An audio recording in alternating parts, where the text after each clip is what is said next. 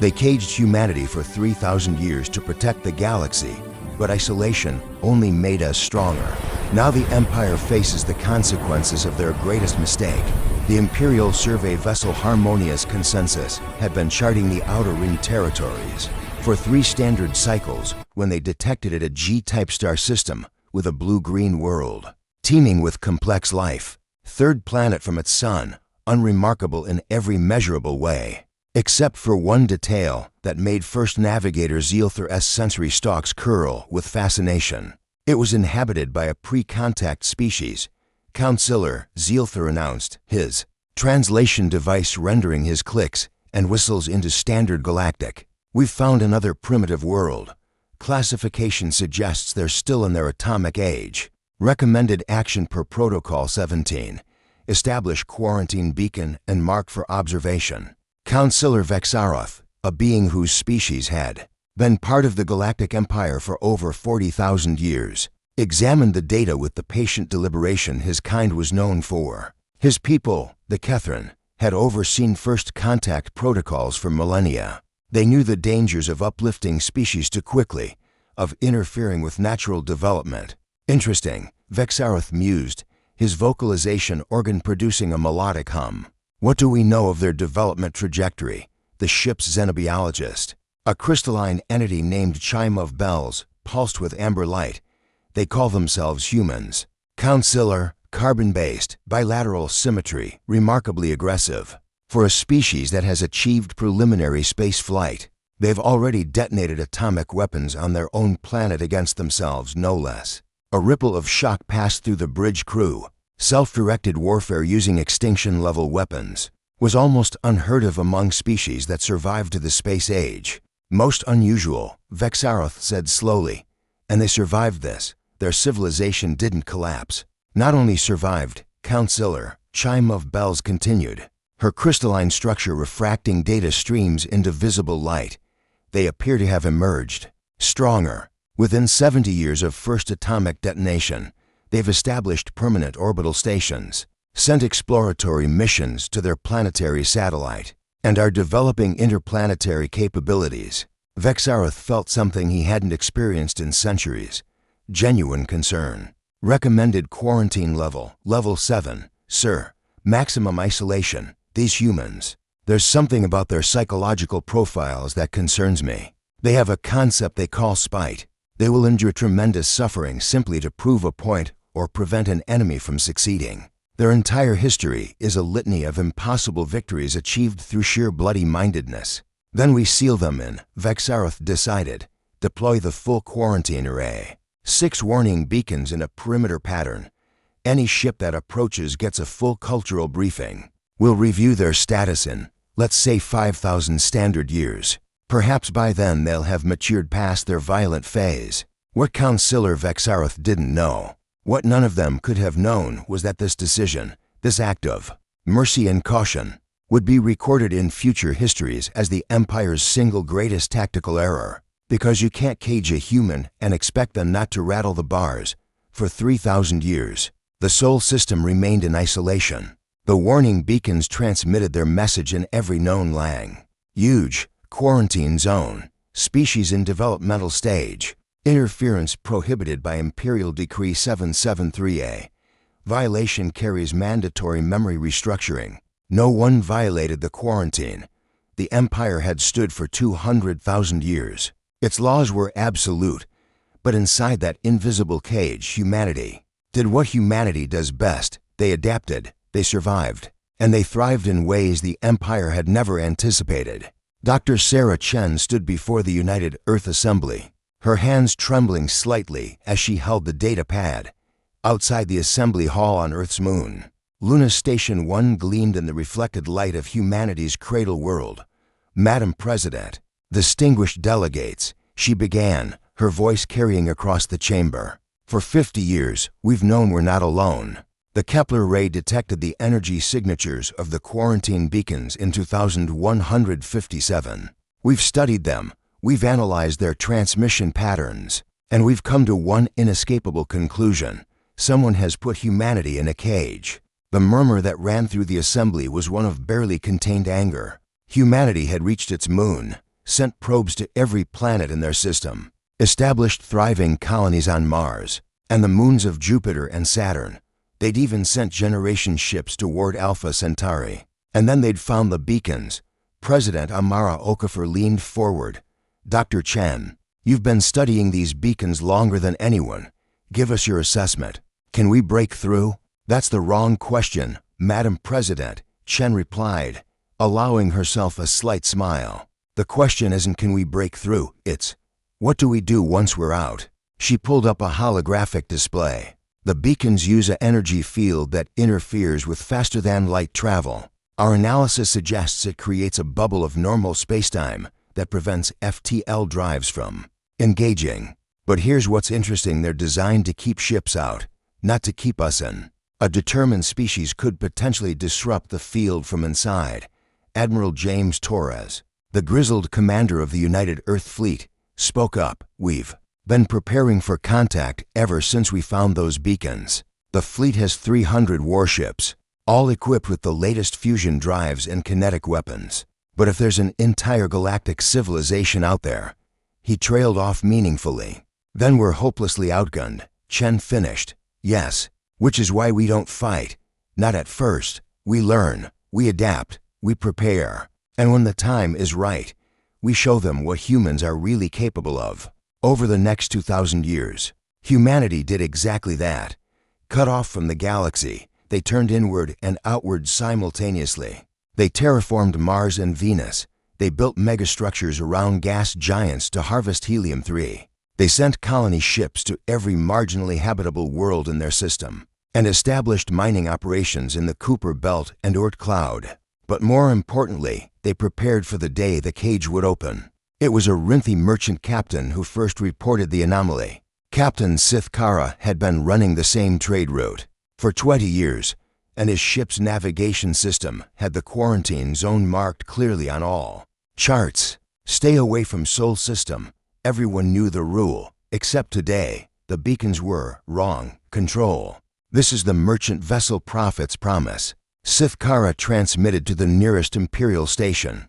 "I'm detecting unusual energy signatures from the Sol quarantine beacons. They appear to be failing."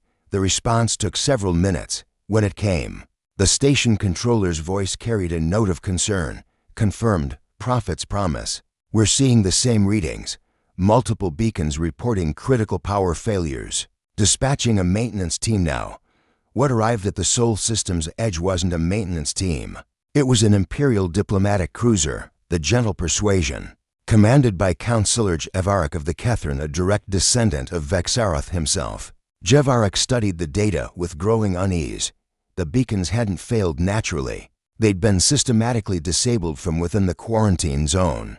Using precisely calibrated gravitational pulses, it had taken the humans, they had to be humans, no other species in the zone, nearly 2 centuries to figure out the beacon's vulnerability, and another century to build a weapons system capable of exploiting it. "They took down the beacons deliberately," his tactical officer reported. "And Councillor, you need to see this." The holodisplay lit up with scanner data. The Sol system was barely recognizable from the primitive world they'd quarantined 3,000 years ago. Megastructures orbited every major body. Energy signatures indicated fusion power on a scale that rivaled some Imperial core worlds. And there were ships, thousands of them, ranging from small courier vessels to massive constructs that dwarfed anything in the Imperial civilian fleet. "They've been busy," Jevarik muttered. "How did we miss this? Don't we monitor quarantine zones?" His second-in-command, a Vrul named Tik-Tik, clicked her mandibles nervously. "The last survey was 1,200 years ago.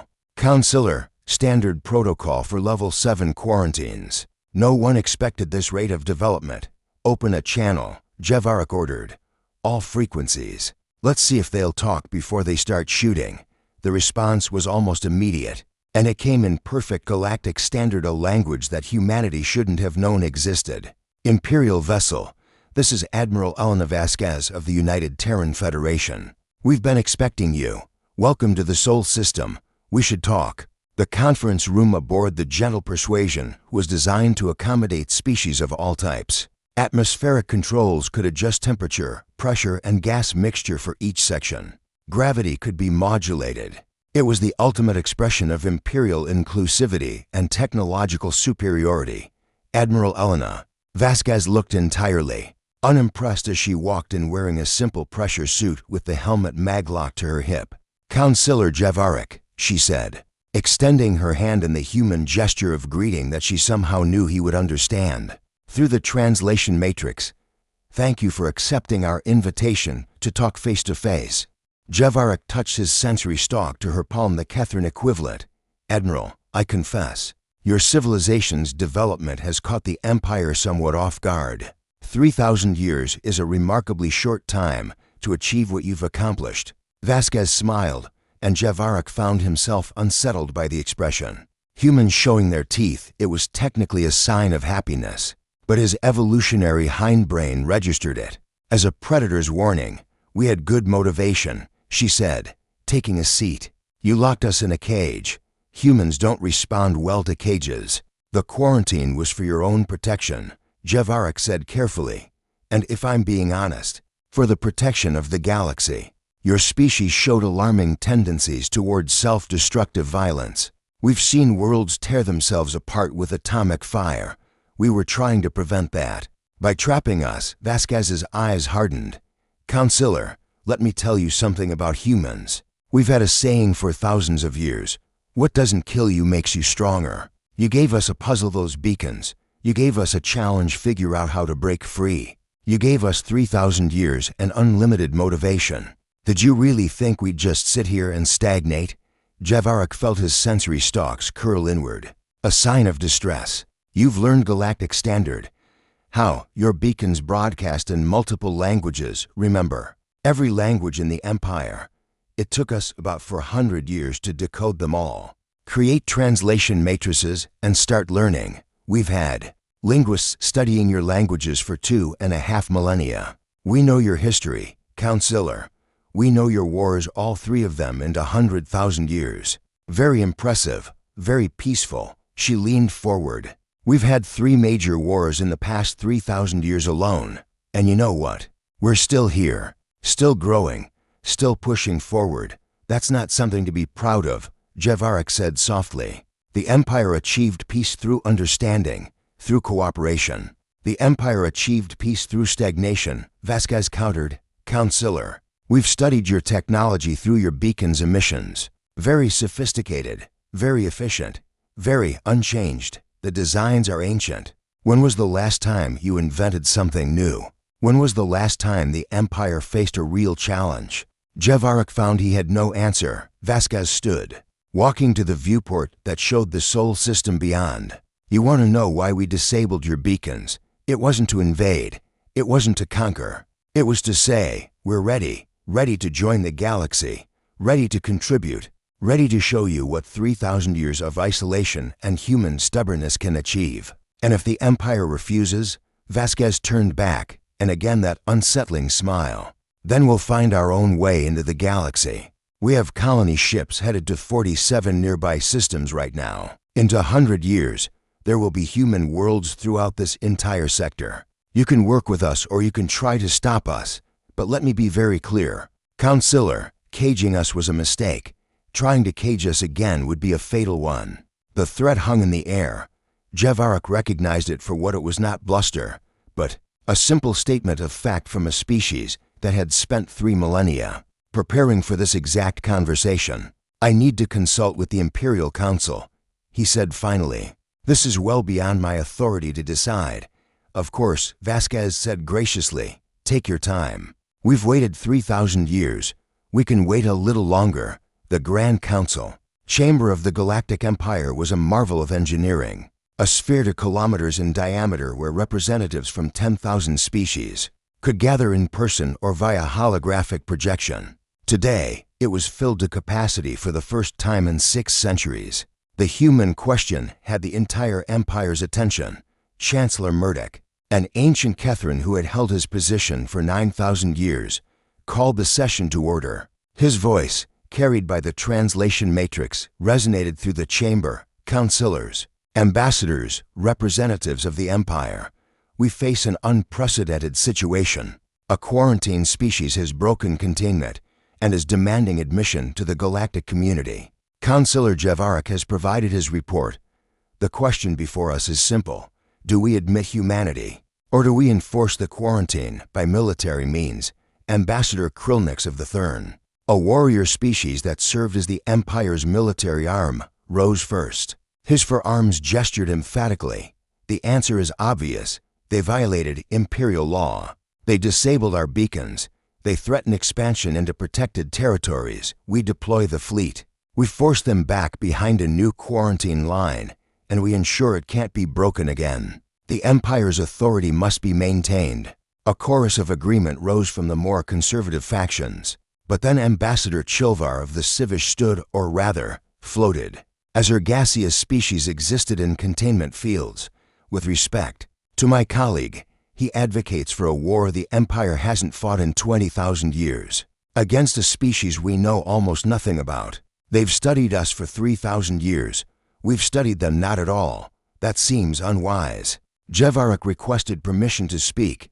Chancellor, if I may, I've now spent 3 months in the Sol system as part of the initial diplomatic mission. What I've learned troubles me deeply, not because humans are hostile, but because they're formidable in ways we've never encountered.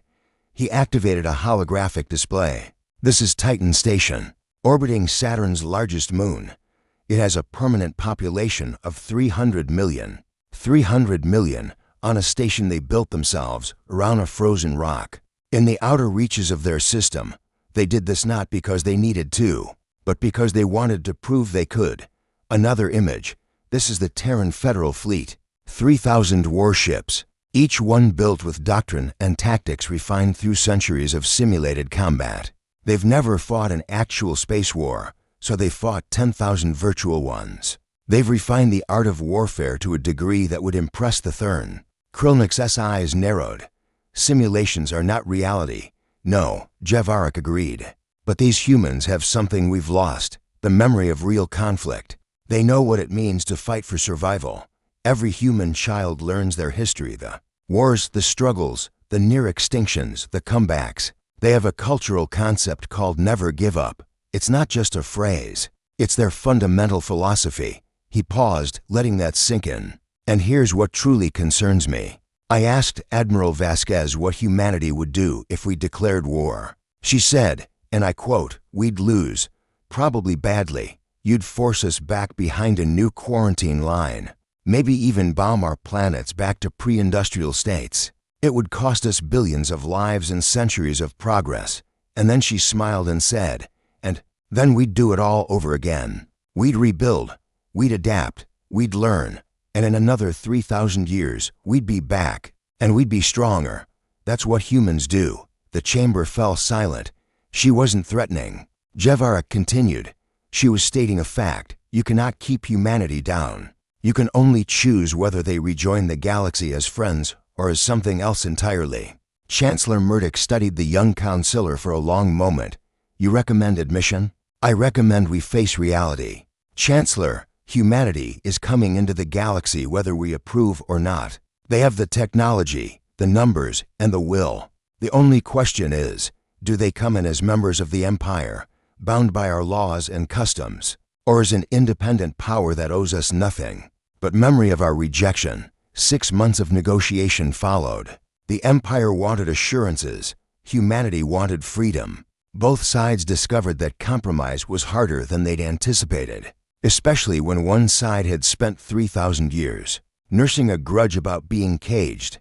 The final treaty was signed. Aboard Unity Station, a neutral ground hastily constructed at the edge of the Sol system, representatives from humanity and 50 major imperial powers gathered to witness what historians would later call the most consequential diplomatic agreement since the Empire's founding. Ambassador Li Wei, representing humanity, stood before the assembled delegates. He was old nearly to 100. Thanks to advanced medical technology, another surprise gift from humanity's isolation.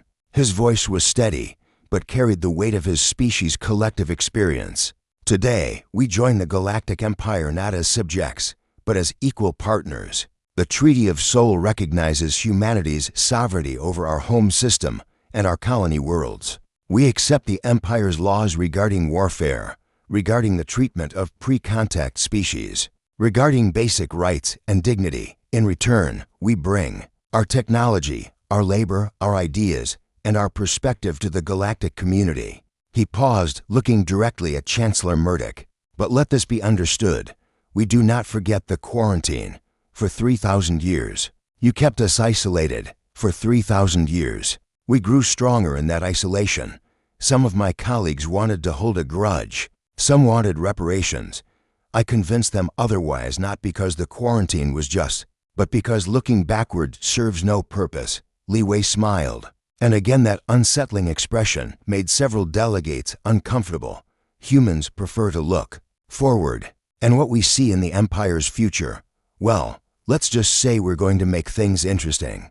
The treaty was signed. Humanity joined the Galactic Empire officially, and the Empire breathed a collective sigh of relief that the crisis had been averted peacefully. They had no idea that the real crisis was just beginning.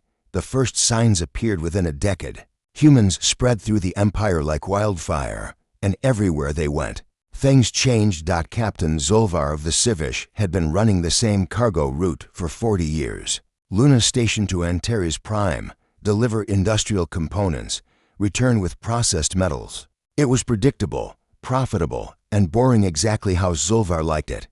Then the humans showed up. "Captain," his navigator reported, "we've got a human vessel on approach, same route as us. They're going to beat us to Antares Prime." Zolvar checked the sensors. Impossible. The human ship was smaller, older, and should have been slower. "How? They're using a modified drive system, sir. Something about cycling the plasma injectors in a way that creates micropulses. It's more efficient. They've cut travel time by 18% when they arrived at Antares Prime. 2 days behind the human ship, Zolvar found the human captain in the trading floor's lounge. Captain Sero Conquo was barely 30, a child by Imperial standards, and she grinned when Zolvar approached. "Captain Zolvar, I was hoping to meet you. I read your dissertation on optimal cargo routing in variable gravity fields. Brilliant work."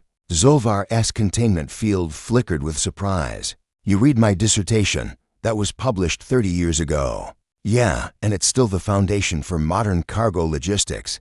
But I thought, what if we could improve on it?" She pulled up a holographic display. "I've been working on a new routing algorithm that accounts for gravitational eddies created by dark matter concentrations. Could cut another 6% off transit times."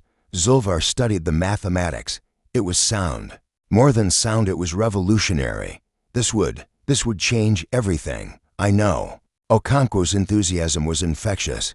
"I've got a paper ready to publish. Want to be a co-author? I built on your work. Only fair you share the credit."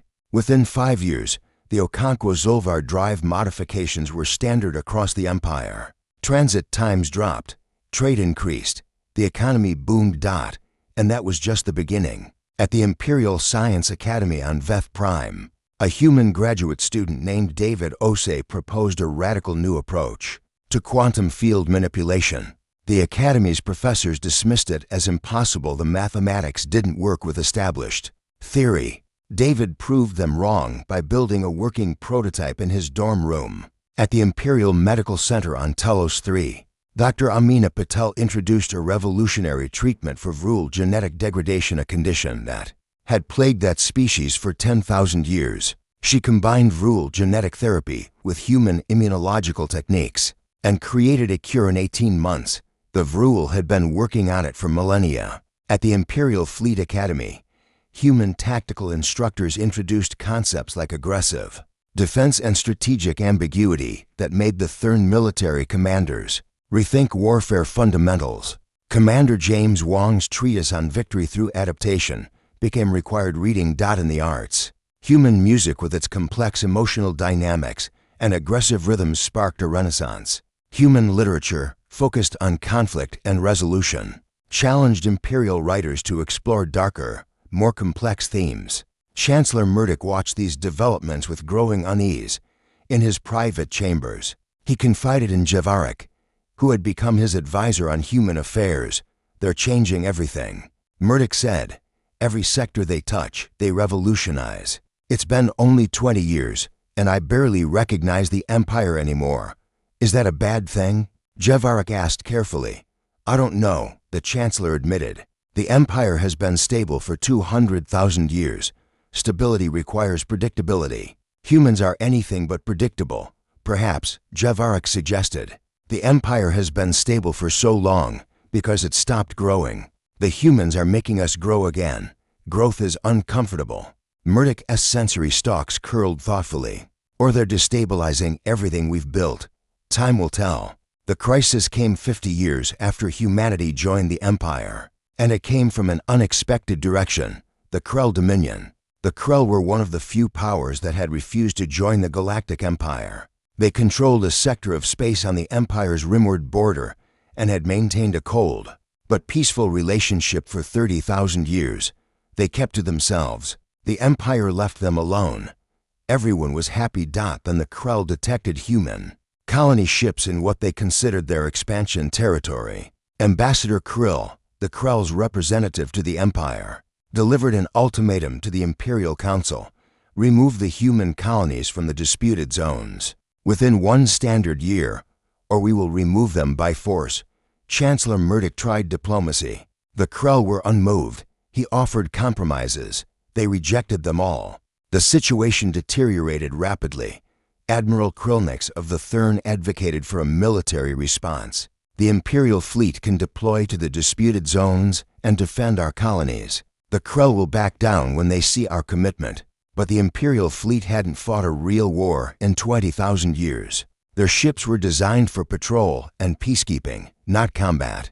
Their crews trained for exploration and disaster relief, not warfare. The Krell, by contrast, maintained a warrior culture.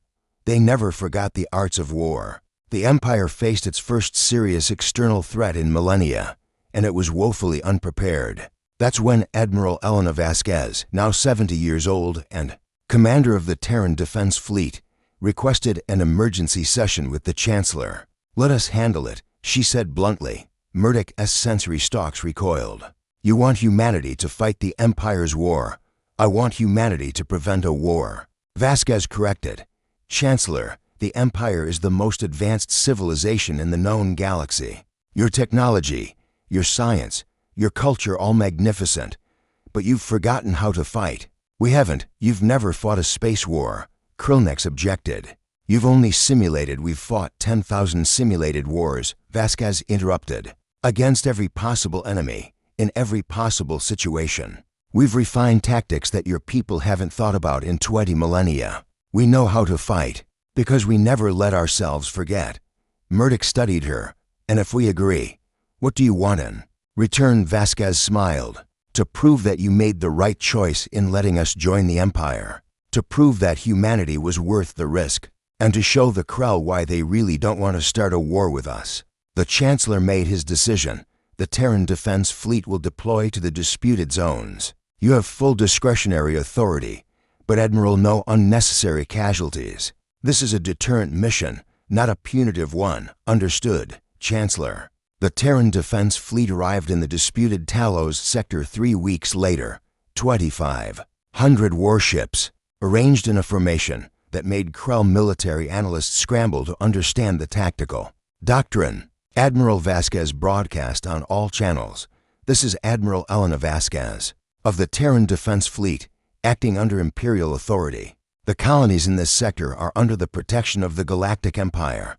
Any act of aggression will be met with appropriate force. We strongly encourage diplomatic resolution. The Krell response came from Fleet Commander Drax, a veteran of 100 border skirmishes. Humans, we have studied your species since you joined the Empire. You are upstarts, newcomers who understand nothing of warfare. Withdraw, or we will teach you the lessons your elders learned millennia ago. Vasquez's response was calm.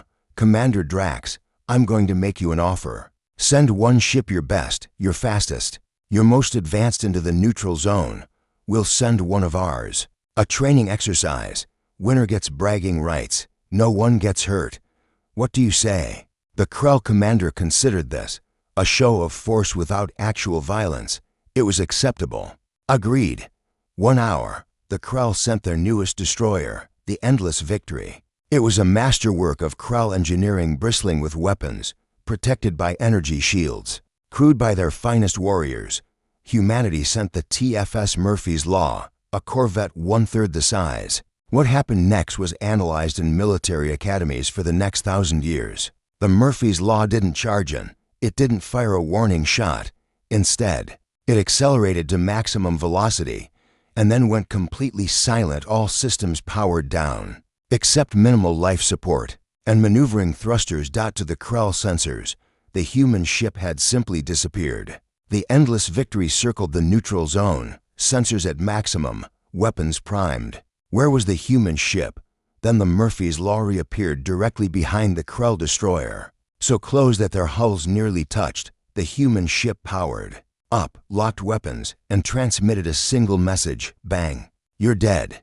They'd used cold running tactics, something the Krell hadn't seen in warfare for 10,000 years. Something no one used anymore, because modern sensors could detect anything. Except the humans had studied those sensors. They knew the exact threshold where a ship became invisible. They'd built their corvette specifically to operate below that threshold. The Murphy's Law pulled away and broadcast again. That's one tactic from our playbook. We have 10,000 more. Still want to do this the hard way? Commander Drax was silent for a long moment. Then, Admiral Vasquez. Perhaps we were hasty in our assessment. The Krell Dominion would be interested in discussing border adjustments with the Empire, under human mediation, if you're willing. The aftermath and realization treaty negotiations took 6 months. The Krell got some territorial adjustments. The Empire got security guarantees. Humanity got something more valuable: respect. Chancellor Murdoch summoned Admiral Vasquez to the Imperial Palace on Veth Prime. The ancient Kethrin looked older somehow, as if the weight of revelation had aged him beyond his years. You could have destroyed them, Murdoch said quietly. Your fleet outnumbered theirs. Your tactics are superior. You could have crushed the Krell Dominion. Yes, Vasquez agreed. But that's not why you asked us to help. The Empire has grown soft, the Chancellor continued. We achieved peace through overwhelming technological superiority. And then we stopped pushing ourselves. We became comfortable, complacent. We forgot that the universe doesn't care about our comfort. You didn't forget, Vasquez said gently. You evolved past it. You built something beautiful, a civilization based on cooperation, mutual benefit, and peace. That's not weakness. That's achievement. But she paused, choosing her words carefully. It's an achievement that needs protection. Murdoch's sensory stalks unfurled fully, a gesture of complete honesty. The quarantine wasn't meant to protect you. It was meant to protect us. We saw your violence, your aggression, your refusal to give up, and we were afraid. Afraid that you would tear apart what we had built. And now I realize that we didn't imprison you for 3,000 years. We imprisoned ourselves. We locked ourselves in a cage of our own, making a cage called safety, and forgot what it meant to grow, to struggle, to strive. You didn't break out of your cage, Admiral. You broke us out of ours. Vasquez stood, preparing to leave. For what it's worth, Chancellor, the quarantine made us stronger. Every human knows the story. Every human child learns what it means to be trapped and to claw your way to freedom. You gave us a defining myth. In a strange way, we should thank you. Then I suppose, Murdoch said with a gesture approximating a human smile. The Empire's greatest mistake turned out to be its greatest gift. To both our species, perhaps, Vasquez said. Or perhaps the real mistake was thinking you could predict what would happen. Humans have a saying, man plans and God laughs. You planned to protect the galaxy from us. The universe had other ideas. She left, and Murdoch sat alone in his chambers, contemplating the transformation humanity had wrought in just 50 years. The Empire was dynamic again, growing again, challenging itself again, all because they'd tried to cage a species that didn't know the meaning of the word surrender. 1,000 years later, Imperial Museum of Natural History on Veth Prime had a new exhibit. School children from 1,000 species crowded around the display. Their teachers, many of them human, guiding them through the artifacts. The centerpiece was a fragment of a quarantine beacon, the very one that had sealed Sol System for 3 millennia. Next to it, a holographic display showed the Sol System as it had been, when first discovered, primitive, violent, aggressive, and beside that, an image of Earth today, jewel of the Empire, hub of innovation, home to 30 billion souls representing 500 species. The plaque read, The Great Quarantine, a study in unintended consequence for 3,000 years. The Galactic Empire isolated humanity, believing them too dangerous to join galactic society. This decision, made with good intentions, became the defining event in modern imperial history. The quarantine did not contain humanity. It concentrated them. It gave them time to develop, to mature, to prepare. When they finally broke free, they brought with them perspectives the Empire had long forgotten, that growth requires challenge, that peace requires vigilance, that comfort can become a cage of its own. Today, humanity serves in every sector of imperial society. Human innovation drives technological progress. Human cultural works enrich the arts. Human tactical doctrine protects imperial borders. Human diplomatic approaches resolve conflicts. The Empire's greatest mistake was thinking it could keep humanity caged. The Empire's greatest fortune was that humanity, once freed, chose cooperation over revenge. This beacon stands as a reminder. Fear of change is itself a cage. The universe rewards those brave enough to embrace the unpredictable. A young Catherine student raised her sensory stalk. Teacher, is it true that humans still celebrate Quarantine Day? The day they broke free? Her teacher, a human named Marcus Chen, descendant of the Sarah Chen who first studied the beacon, smiled.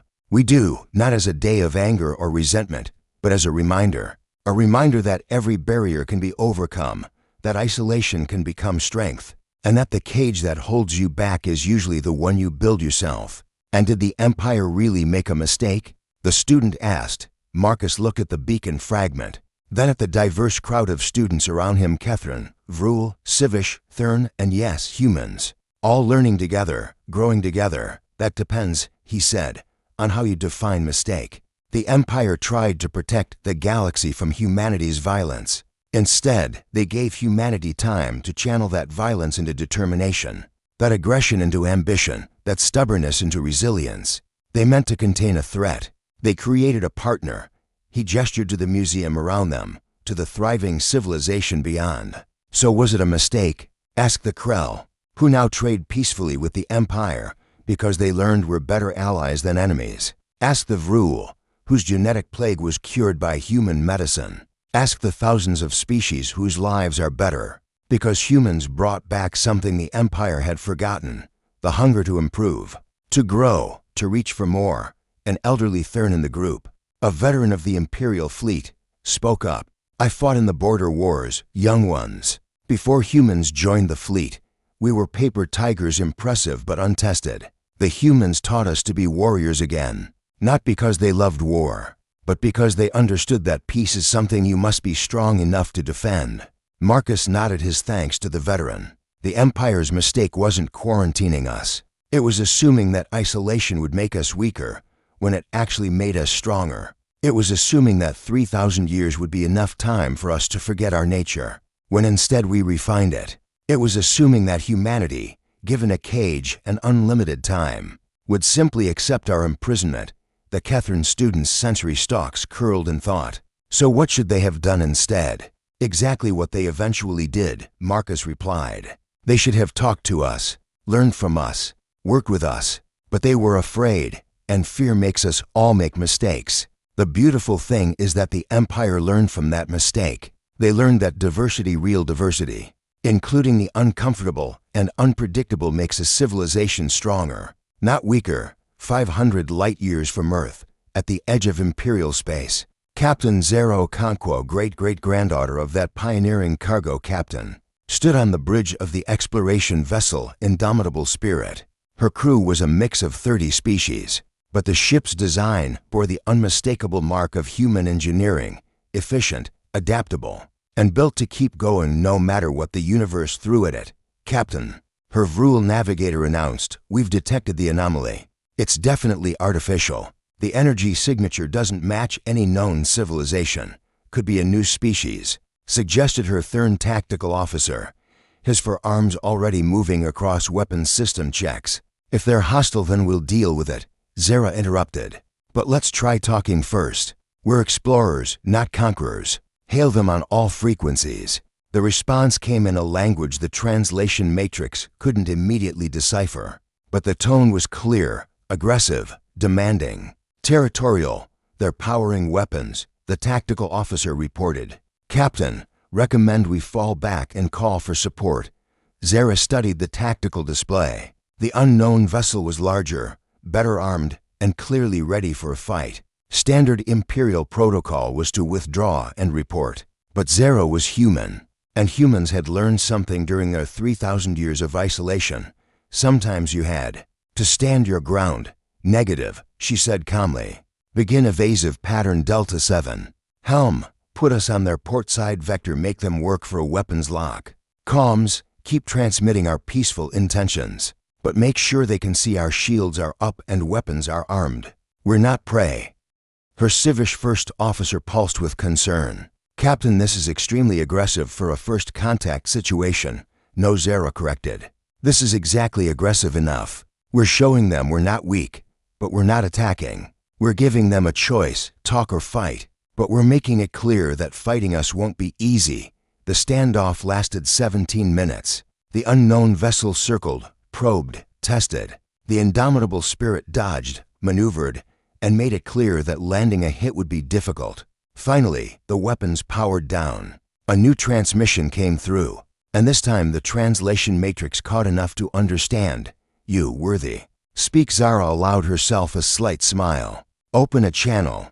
Let's make some new friends. In the Imperial Senate. 1,000 years after humanity joined the Empire, a debate raged that would have been unthinkable in earlier eras. Senator Vrilkoth of the Kethrin stood before the assembled representatives. For the 7th time in this session, I must address what has become known as the human question. Not because humans are causing problems, but because they're changing everything so fast that many of our constituents are uncomfortable. He pulled up statistical data. In the past century alone, humans or humanoid teams have been responsible for 62% of all new patents, 47% of all artistic works that achieved cross-species popularity, and 79% of all first contact situations that resulted in peaceful integration of new species, of rule. Senator interjected, and 83% of all unauthorized expeditions into dangerous territory, 91% of all creative interpretations of safety regulations,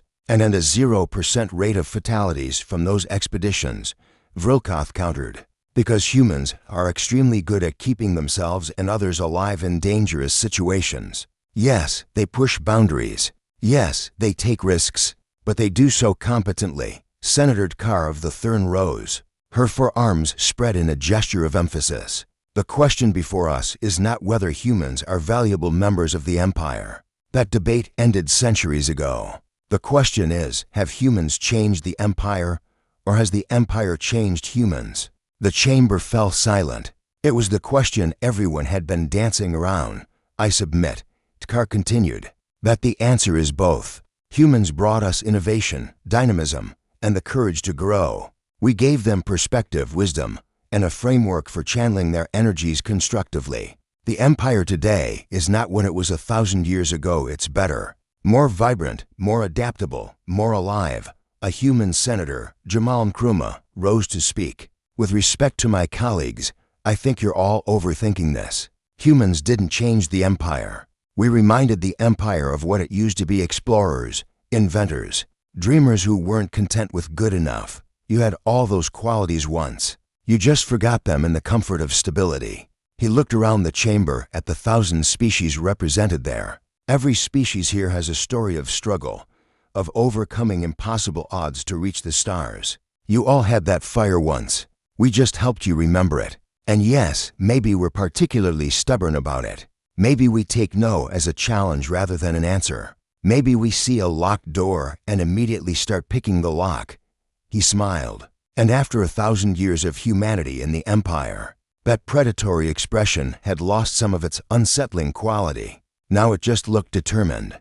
But that's not a bug in human nature. That's the feature you were trying to quarantine. And ironically, It's the same feature that's helping the Empire grow in ways it hasn't grown in 100,000 years. The vote was called. The resolution passed unanimously. The Empire recognizes that humanity's integration has been transformative and beneficial. While human methods can be unconventional, their results speak for themselves. The Empire commits to fostering the dynamic spirit that humanity represents, while maintaining the wisdom and stability that define imperial civilization. It was a political way of saying, the humans are crazy, but we're glad they are kind of crazy. The return to Solon, the 1000th anniversary of humanity joining the Galactic Empire. A ceremony was held in orbit above Earth. Representatives from every imperial world attended, either in person or via holographic projection. It was the largest gathering in imperial history.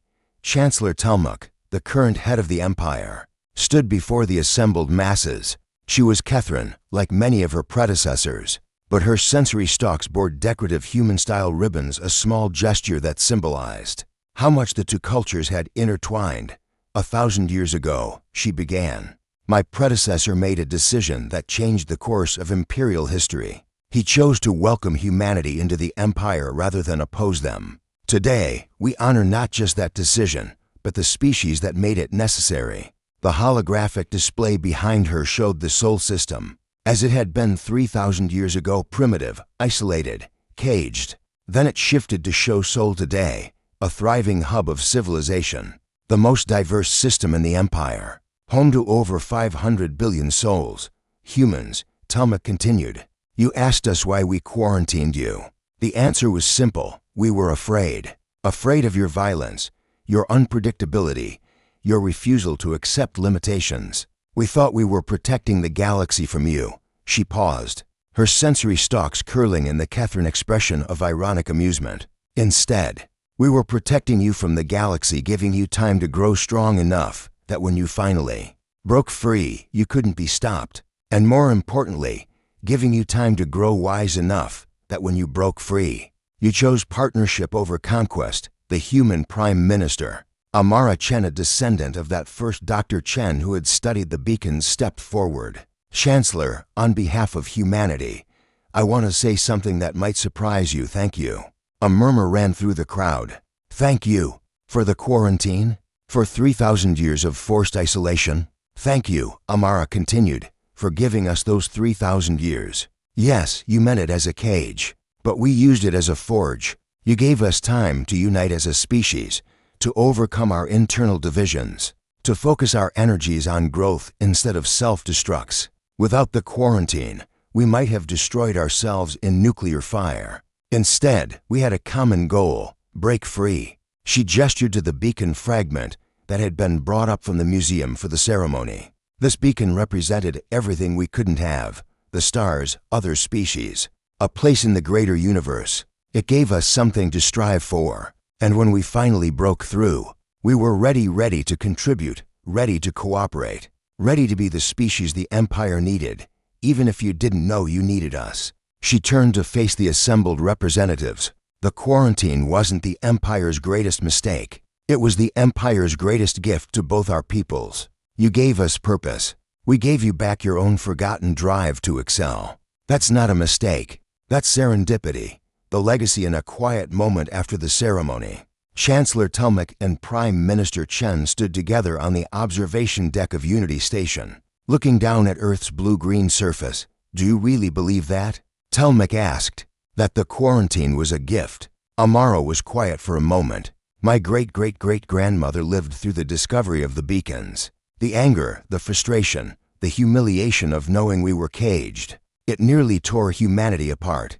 Some wanted to throw everything at breaking free immediately. Others wanted to accept our place. It was close, Chancellor. Very close.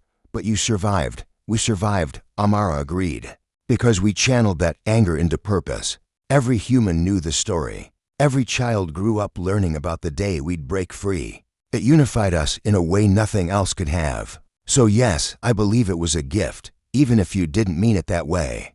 Telmuk's sensory stalks curled thoughtfully. And if we had welcomed you immediately, 3,000 years ago, we probably would have destroyed ourselves fighting over access to Imperial technology. Amara admitted. Or we would have integrated so completely that we'd have lost what makes us human.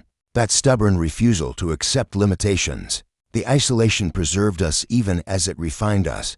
The universe has a sense of irony. Telmac observed, "The universe," Amara replied with a smile, "doesn't care about our plans. It just unfolds the way it unfolds. Our job is to adapt."